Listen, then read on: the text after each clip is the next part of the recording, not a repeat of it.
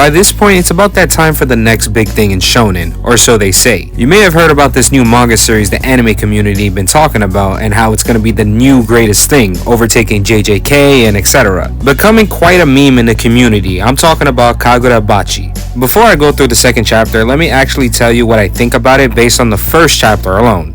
It's okay.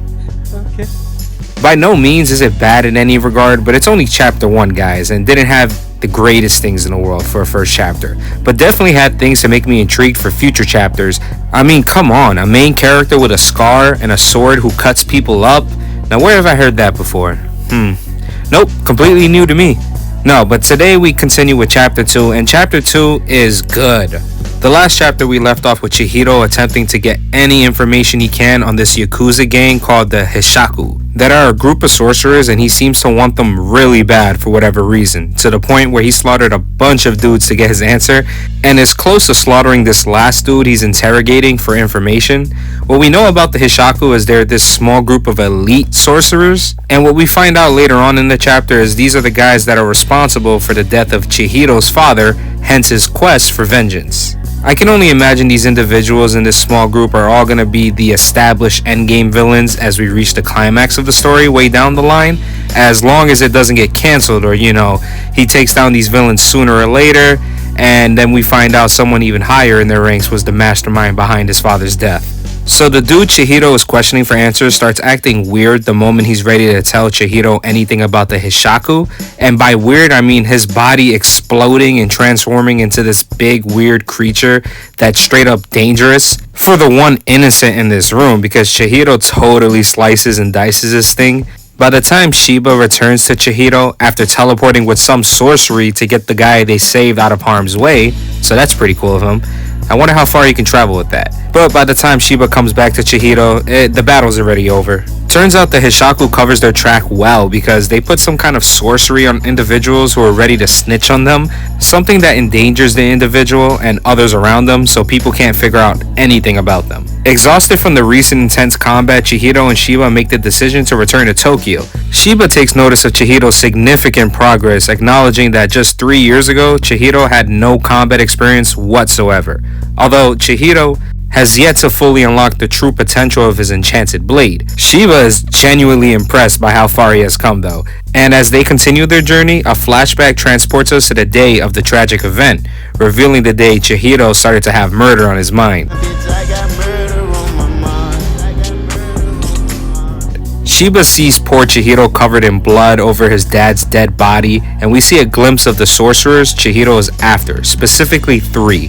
They seem to have this strange marking on their hand, which could be something exclusive to them, or just some kind of mark for joining the organization they're in, or maybe it has something to do with the kind of sorcery they use. We discover what these guys were after and why they killed Chihiro's dad in the first place, who was really cool by the way. It's a shame to see him killed off so soon. I actually really liked him and his personality.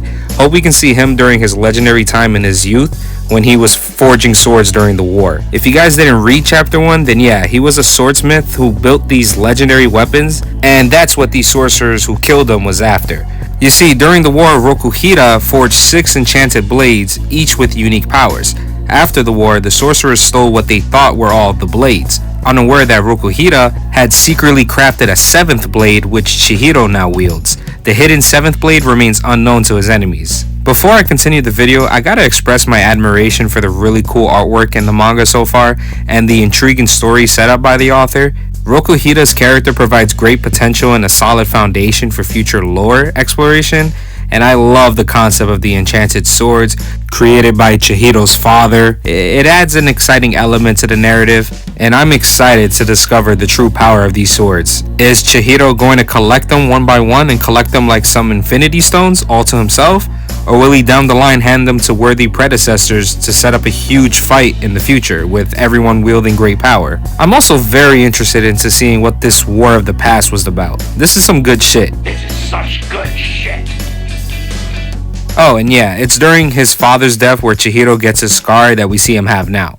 Chihiro has been relentlessly chasing the Hishaku group since that day, desperately searching for leads, and he fears that his father's sword may be used for evil.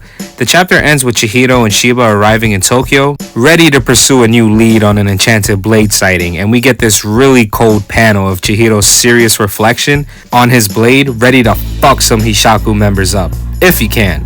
I'm looking forward to the next chapter, hoping it means some more action now and fewer flashbacks now that the story is more clear to us. There's promise here, and I'm glad to be here from the beginning of the story for the first time ever. But what do you guys think? Share your thoughts in the comments and let me know what you're thinking about the series so far, and don't forget to like and sub if you're new to the channel. Thanks for watching, I'm gonna see y'all on the next one.